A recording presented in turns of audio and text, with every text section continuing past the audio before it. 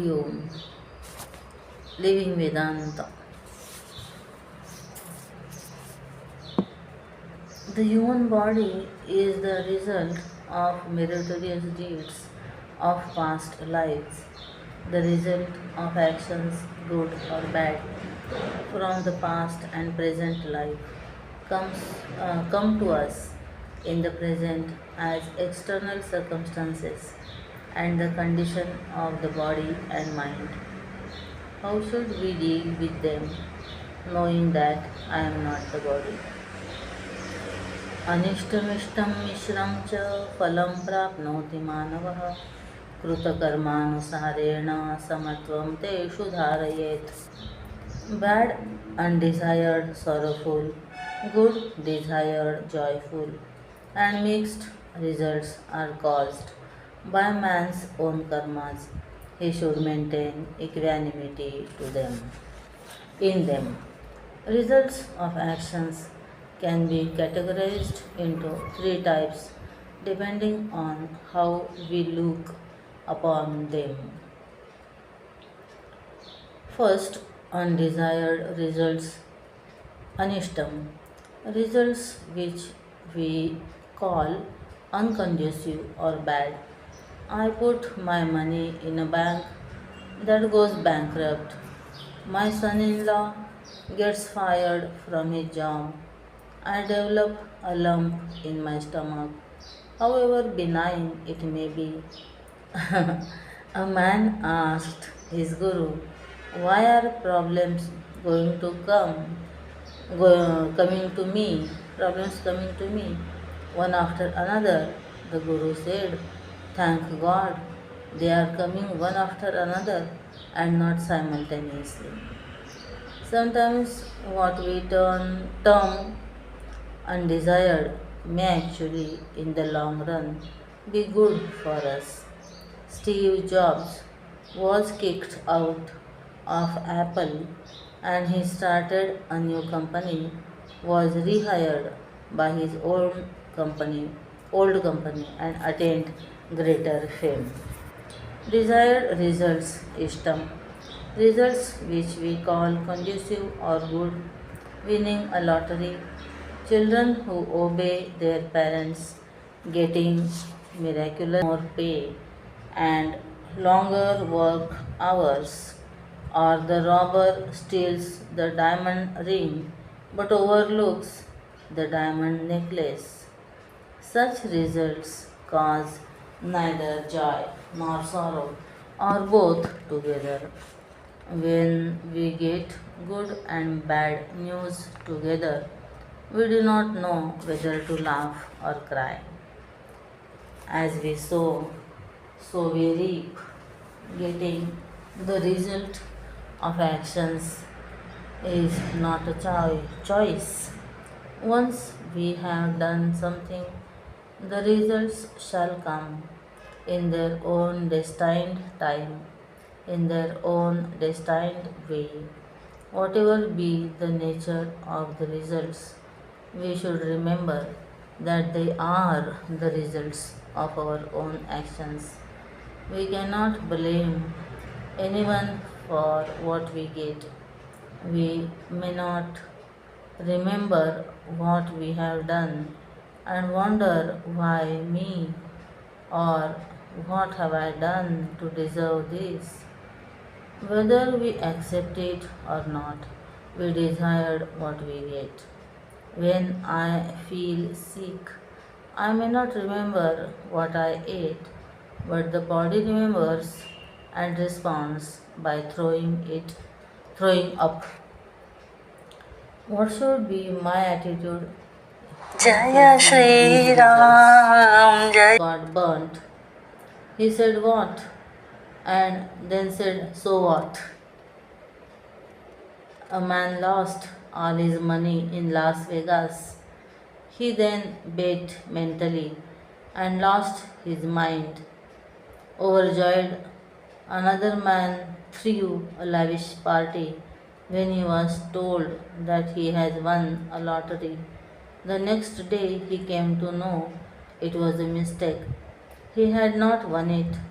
The highs and lows of life should be faced with equanimity. Also, we should not act when the mind is reacting and agitated.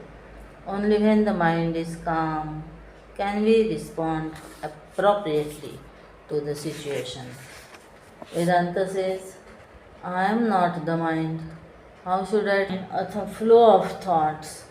It is a continuous flow of thoughts of varied kinds like desire, will, intention, imagination, ideas, kalpana rupa, vritti pravaha rupa.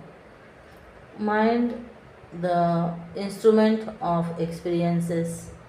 The body is the counter through which we transact with the world, bhogayatana, and the mind is the instrument of all our experiences, bhoga sadhana, good or bad, joyful or sorrowful.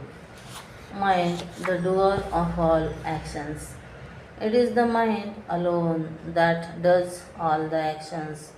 When the mind is dormant, as in deep sleep, we cannot do any conscious action or interaction. The body is only the tool that the mind employs. The body never acts on its own, and therefore a man in coma cannot do anything. The body is like the hardware, and the mind is like the software, because of which the computer works. When the software gets infected with viruses, it can be a sophisticated and delicate instrument. It should therefore be used with great care and caution. It is therefore important to learn how to think and what to think.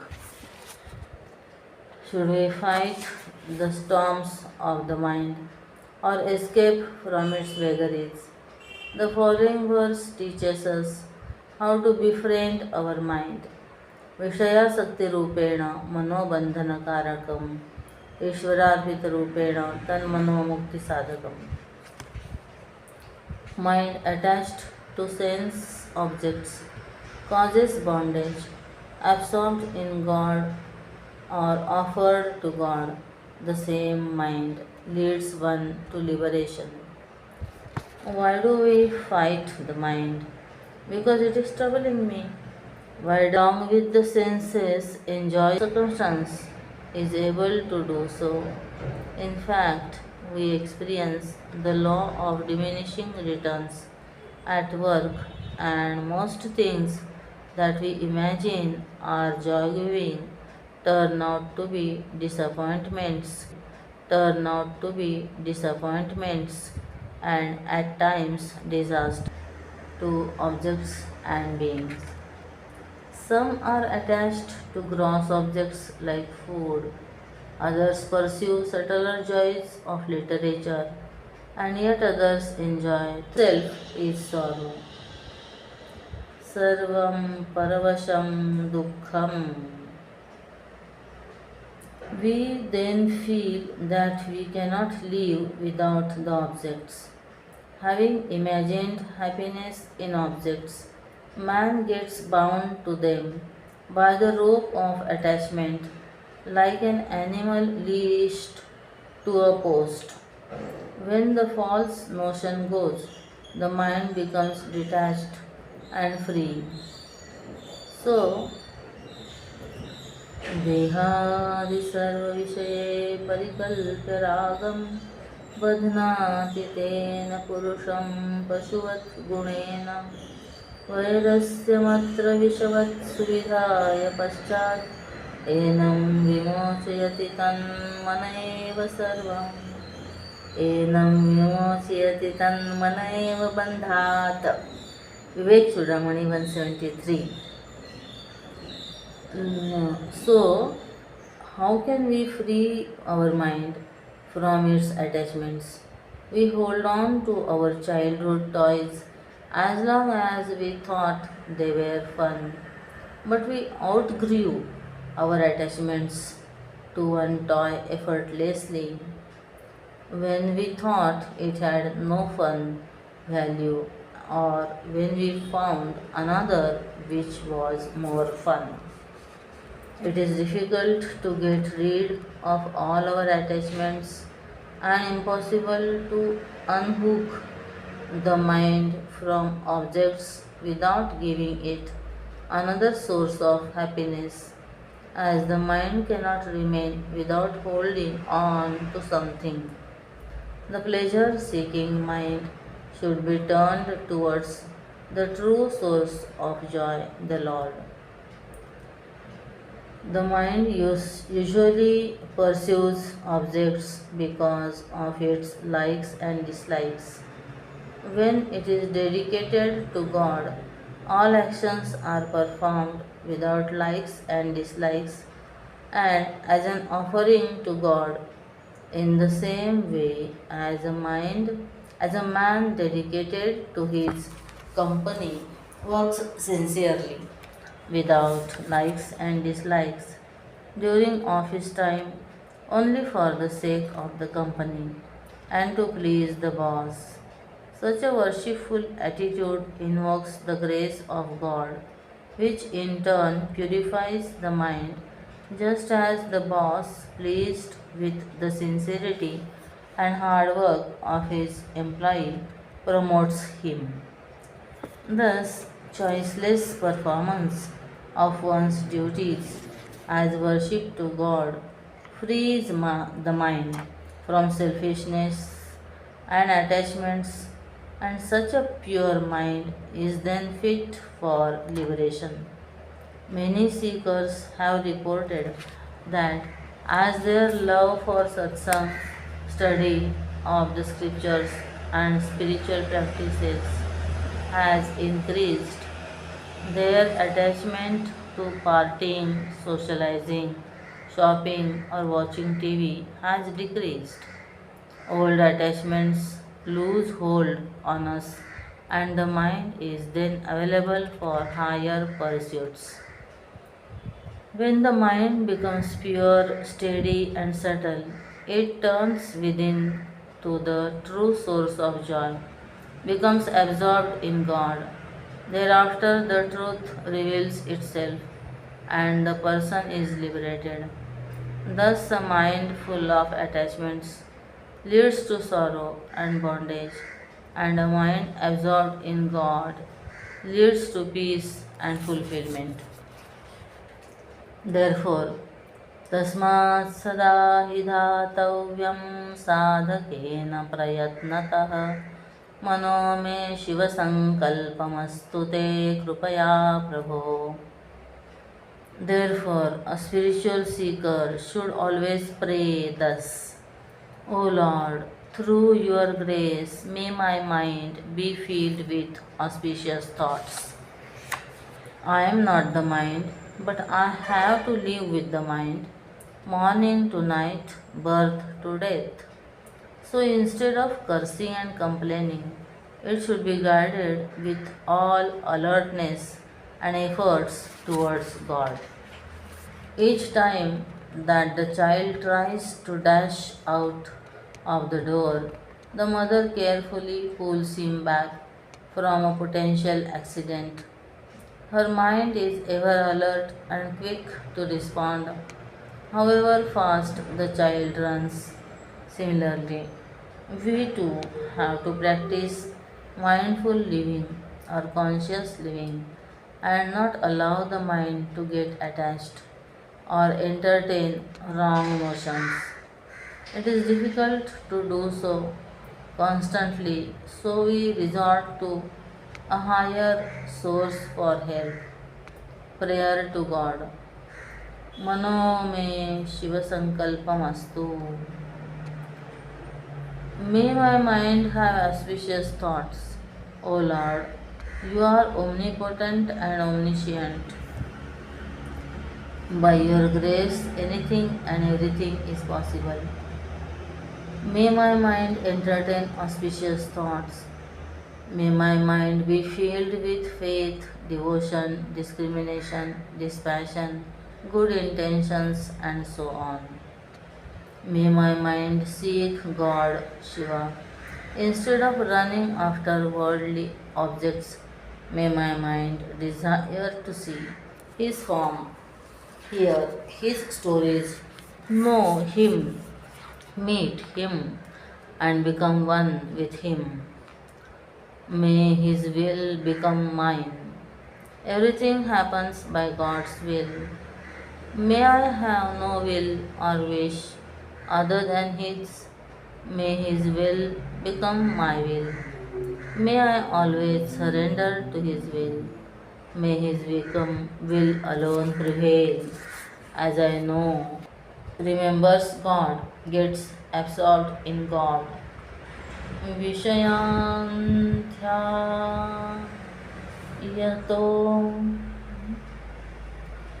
ध्यायतो विषयान्ध्यायतश्चित्तं विषयेषु विसज्जते मामनुस्मरतश्चित्तं मय्येव प्रविलीयते.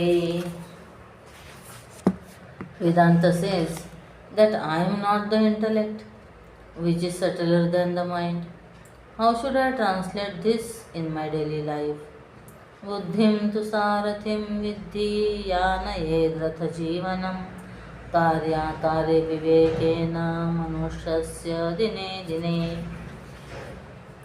Know the intellect to be the charioteer of man's chariot of life that leads it day by day through understanding of karmas to be done and to be avoided. What is the intellect? The intellect is subtler than the mind and a very powerful instrument that leads our life.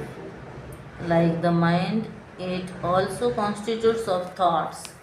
The mind is a seat of emotions like love, compassion, anger, greed, and so on. The intellect has thoughts like observation, understanding, creativity, and so on. How does it function? The senses perceive the various sense objects. The eyes see color and form. The ears hear sound, and so on. These inputs from the senses are carried by the mind, collated and put before the intellect. The intellect analyzes, understands, and decides what to do. Its decisions are carried out by the mind through sense organs of action and the body. For example, I see and hear my friend narrate a joke. I understand it and respond with laughter. I step on a burning cigarette and immediately lift my foot and cry out in pain as commanded by the intellect. Much like the doctor analyzes, diagnoses, and prescribes the medicines based on the pathologist's reports, or the executive decides the policies of the company based on the reports of each department. The intellect decides based on the data provided by the mind, the senses, and past experiences or memory. What is its role?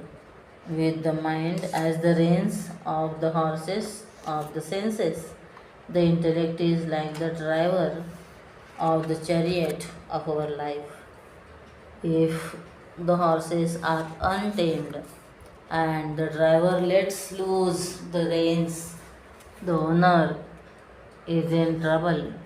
A man seen clinging to the neck of a fast galloping horse was asked by a passer-by where he was going. He replied, "Don't ask me, ask the horse." However, if the horses are well trained and the driver has control over the reins and the horses, the owner has a comfortable ride and soon reaches his goal. The intellect is the driver that takes us to our goal. The intellect helps us to decide the course of action we must take each moment. as we go through life. It guides us in ordinary matters, like what to order in a restaurant, to more serious matters like what to study, which job offer to accept, and whom to marry. It can decide even subtler matters like what is my duty, what is right and wrong, ethical and unethical, what I should do and not do, and what leads to bondage and what will liberate. प्रवृत्तिं च निवृत्तिं च कार्याकार्ये भयाभये बन्धं मोक्षं the eternal and the ephemeral nitya anitya viveka or the real and unreal sat asat viveka.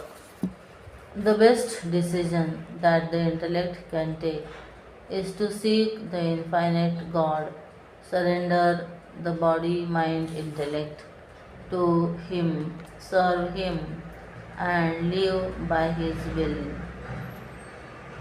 Animals too have an intellect that they effectively employ in ordinary matters like what to eat, but they do not have the privilege to determine higher matters and they cannot decide to surrender their intellect. Arjun was unable to decide what should be done in the Mahabharat war. He was confused because of his attachment to his teacher and grandsire. Lord Sri Krishna, his charioteer, guided him to take the right course of action, which, when he followed, resulted in victory.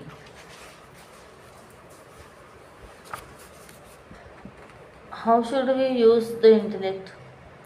On what basis should it determine the nature of things and decide on the course of action? यद्विषये प्रमाणं यज्जानीयात् तत् प्रमाणतः स्वरूपं निश्चितं तस्य कर्म कुर्यान्नरस्ततः. Man should know with certainty the nature of a given thing with the valid means of knowledge appropriate for that object or field. Thereafter he should perform the action. The intellect is the faculty of knowing and verifying what is known. Knowledge and verification is possible only with the right means of knowledge. For hearing sounds, ears are the means of knowledge and not the eyes. The eyes can see the radio and determine by a light that it is working, but cannot hear the music. Even if we stare at it for a long time, we can feel food with our hand and infer that it must be delicious by the look and fragrance, but its tastiness can only be verified by the tongue. The story of the blind man and the elephant is famous. Each felt one limb of the elephant and concluded it was a pillar, leg, a broom tail, and a hose pipe trunk. Even when their perceptions were put together, they could not figure out that it was an elephant, as they did not have right means to know and verify. The study of the various means of knowledge, Pramana Vichar, forms a basic and important part of the study of Vedanta.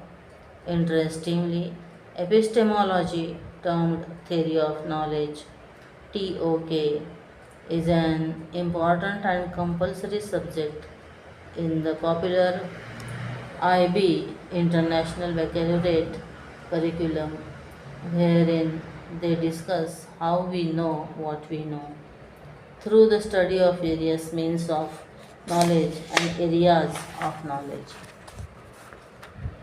There are many means of knowledge. The three main ones are direct perception, Pratyaksha Praman. It is the fundamental means without which no knowledge can take place.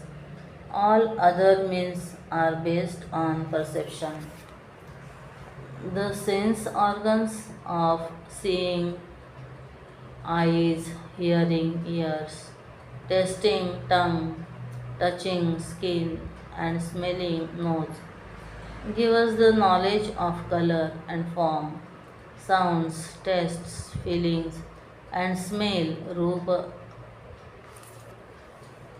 शब्द, रस, स्पर्श and gandha. Inference, anuman, praman. Inference uses direct perception and logic to know. When I see that the roads are wet in the morning, I infer that it must have rained at night, even though I did not directly see the rains.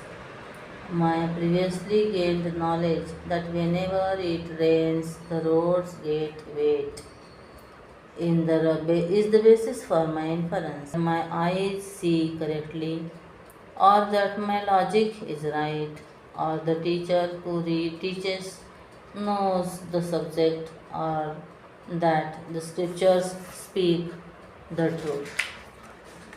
Knowing, verifying, and deciding what to do. Knowledge should be acquired through the right means of knowledge. The intellect should understand what is the right means. Thereafter, it has to be also verified by the right means, the uncontradicted means, Prabal Praman. Nowadays, artificial flowers look real and real flowers look artificial. The rose bouquet in the friend's house looked and smelt real but turned out to be artificial. The roses in the flower market looked too perfect to be real and had no fragrance but were real. Here, touch was the right means to verify the knowledge. Once I got fooled, even by the touch, when the real leaves were wax coated and looked artificially real or really artificial. I had to rely on the shopkeeper's words to determine its nature. Having verified the knowledge, the intellect has to decide what to do. Many use wrong means to know. I disbelieve in the existence of God as it cannot be proved by scientific method. Scientific methods are not the way to determine the existence of God, just as scientific methods are not the way to appreciate the beauty of poetry.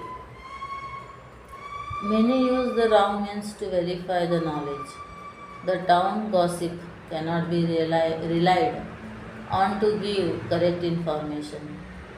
Many take the wrong decision or cannot decide what should be done after they have verified knowledge. A man continues smoking despite the x-ray showing a growth in the lung in the hope that married me in the world. There are various sciences such as medicine and so on. Man should make use of them as per need or situation.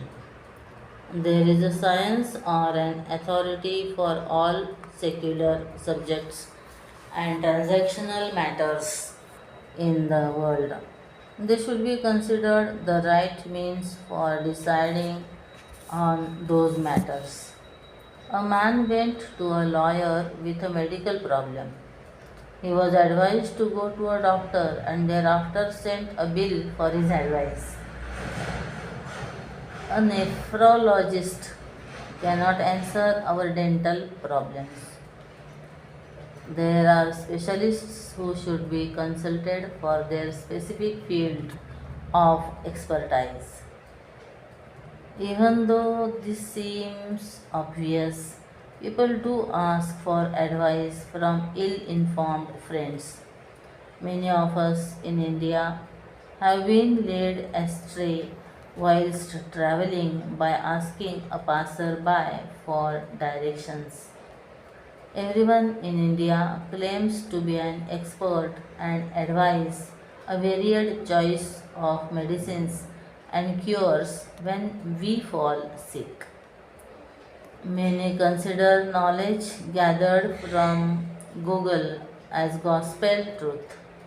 In modern times, anything is solid with the words research has proved.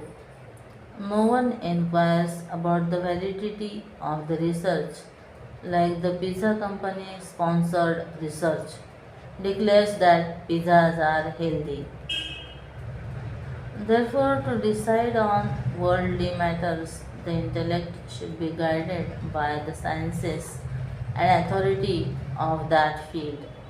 However, sometimes what is needed is simple common sense and native wisdom. The only person without an umbrella on a rainy day was the expert working in the weather department. Another expert asked the village boy how he knew it would rain. The boy said, "My cow told me so." How should the intellect decide upon ethical and spiritual matters? श्रुतिस्मृतिश्च धर्मादौ वेदान्तो ब्रह्मदर्शने प्रमाणं विद्यते साक्षात् किमन्येन प्रयोजनम्. Vedas and Smritis are authoritative means to know dharma, righteousness, and Vedanta Upanishads for realizing the absolute reality Brahman. Such being the case, what is the need of any other means of knowledge, pramana?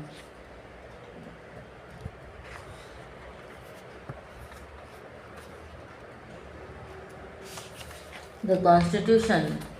How do we understand what is legal or illegal, constitutional or unconstitutional in a country? We cannot learn about this by seeing or inferring.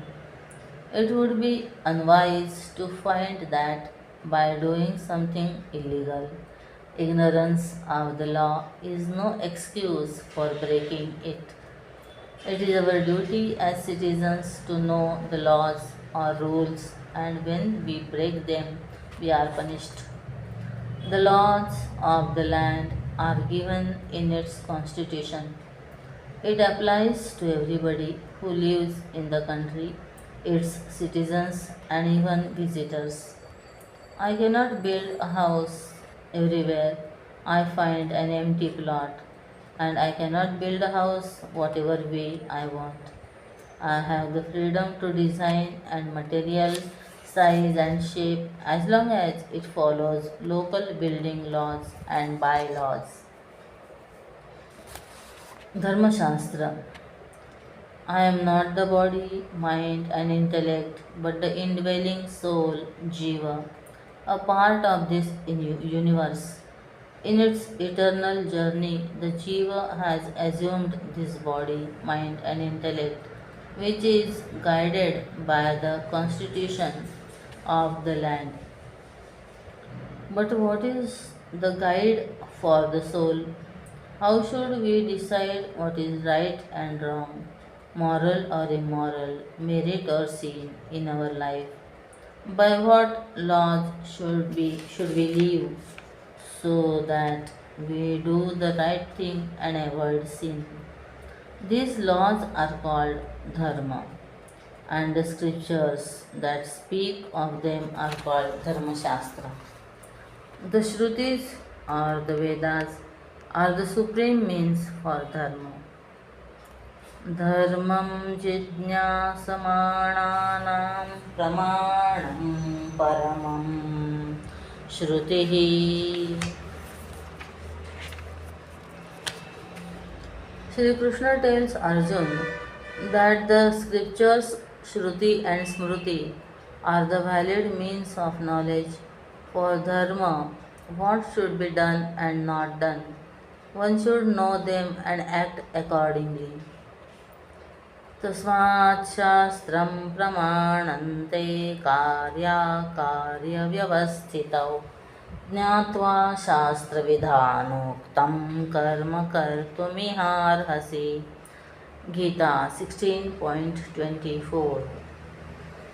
A man with a bump on the head was asked how he got it. He said, "You see that door? I didn't." We should first see, know, and then translate the knowledge into action. There are many other dharma shastras like Manusmriti, Gautam Smriti, Parashar Smriti, Apastamba Smriti, Dharma Nirnay, Dharma Sindhu, and so on. Scriptures of different religions also guide their followers in these matters. The most famous Hindu scriptures, the Bhagavad Gita, is applicable to all mankind. The basic principles of right and wrong should be learnt from the Dharma Shastra. Dharma Gurus. Who will teach me the scriptures? Can I Google the information? There are so many scriptures. Do I need to study all of them? The basic principles of healthy living should be known and followed by all, but when we have a medical problem, we do not sit to study all the books on medical science. Some people look for medical cures through Google, which might get them into more problems. A sensible person will consult a doctor, learn about the problem, and follow the prescribed cure.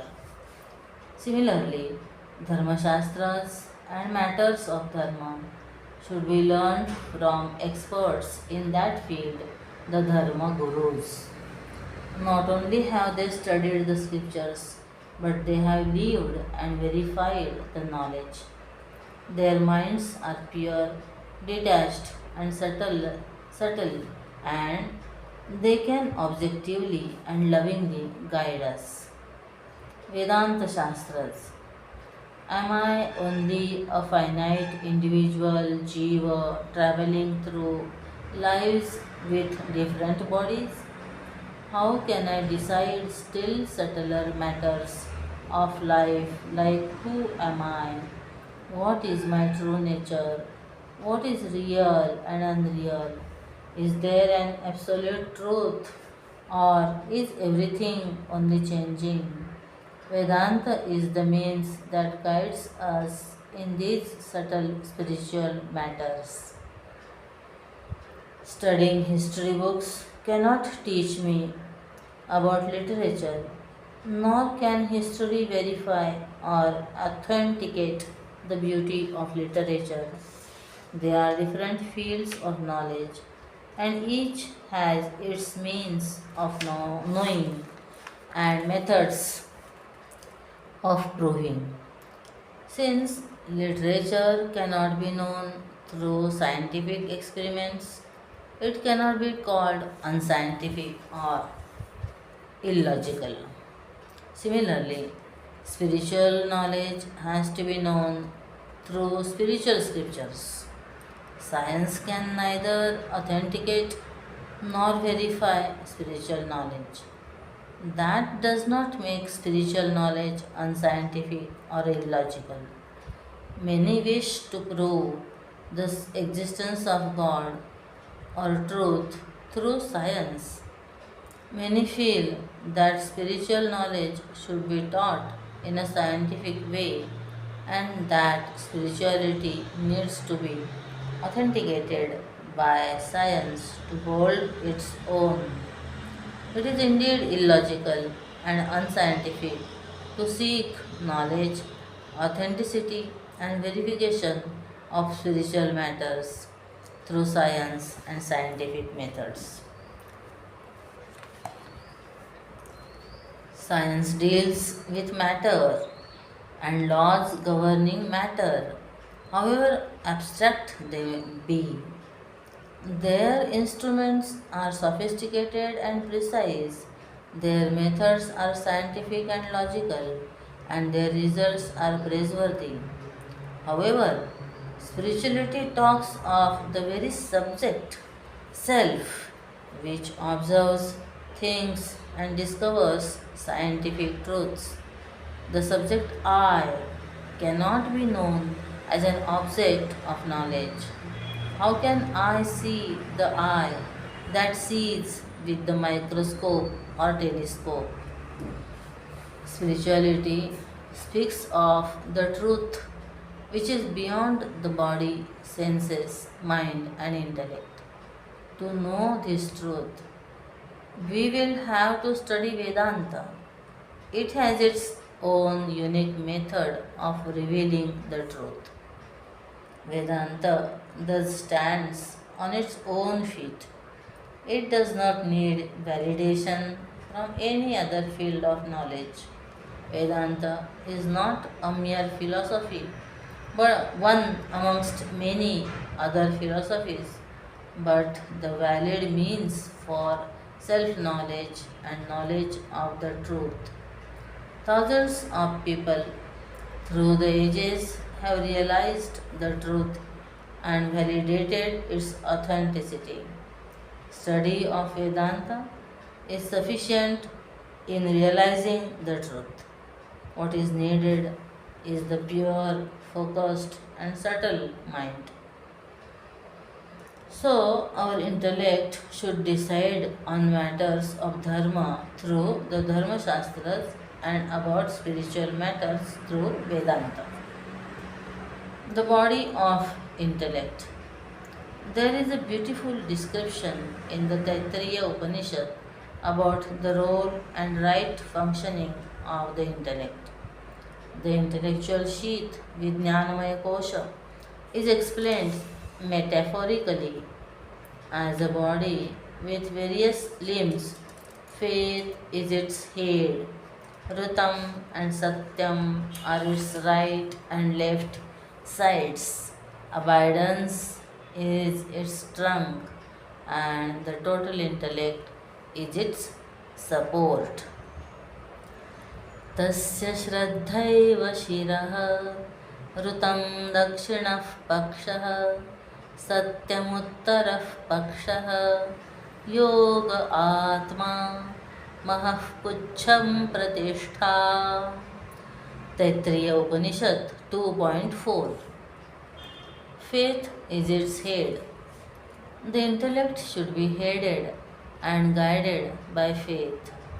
Faith is commonly understood to be a blind, unreasonable emotion, a sentiment unbecoming and unnecessary to a rational intellect. It is not so. Faith is an intellectual ability possessed by all. An atheist has faith in his theory of no God, and a rationalist has faith in the rationale of his own intellect. Its position in the knowledge process is primary. Its position in the knowledge process is primary. We must have faith that the knowledge exists, and most importantly, in the validity of the means of knowledge. If you do not have faith that Vedanta is the valid means of knowing the truth, how can we know the truth? Did we not have faith in the school teacher and the textbooks when we studied various subjects in school? It is therefore said that one with faith gains knowledge. Shraddhavan labhate jnanam. Gita 4.39.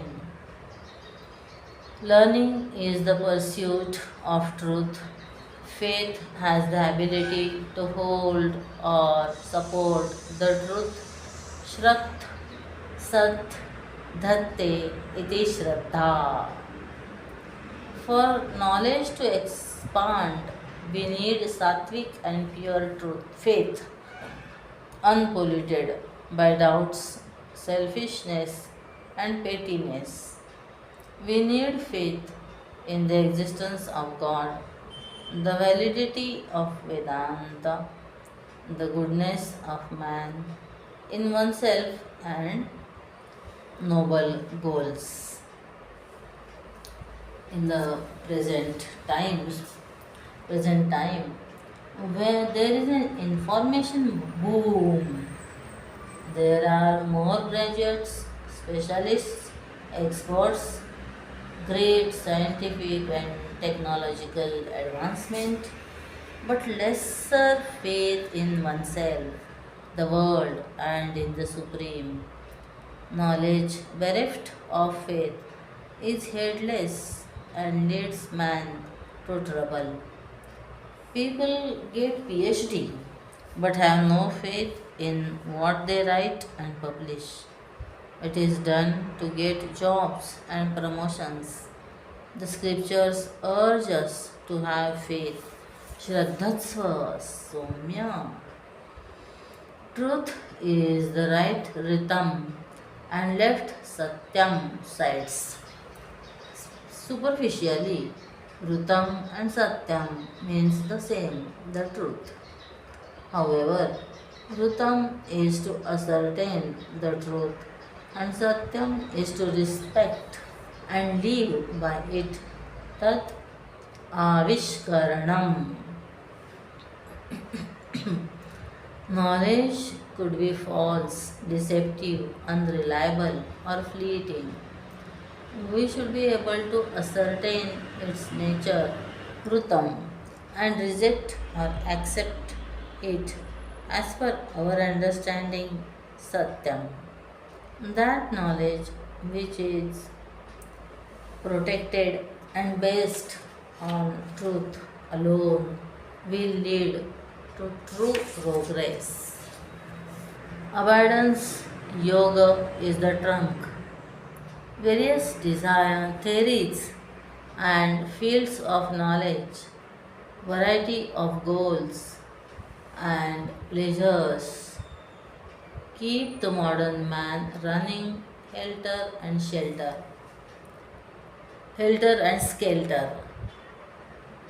He becomes a jack of all and master of none, distracted in mind and effort.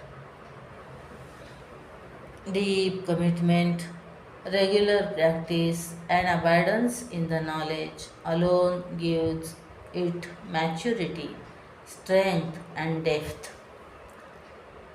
Dedication and abundance, therefore, form the main body of knowledge. The total intellect, Maha, are its feet or support. We stand on our feet. We move forward in life due to them. An individual's knowledge is limited, but the total intellect is infinite. Knowledge is strength. The total intellect, being omniscient, is also omnipotent. When the individual intellect is in tune with the totality, it expands its vision, it expands in vision and knowledge and gains infinite power. Einstein said, I want to know the mind of God, all else is mere details. When we lose sight of the total, we become narrow minded, fanatic, and petty. A national leader should not think only about his party or his state, but about the whole country. A scientist feels that science has an answer to everything, and a politician is convinced that politics can solve world problems. However, a holistic vision will help us see the whole picture. Vedanta gives us such a holistic picture of oneself, the world, and the truth. An intellect endowed with all these gifts becomes a true guide in our life.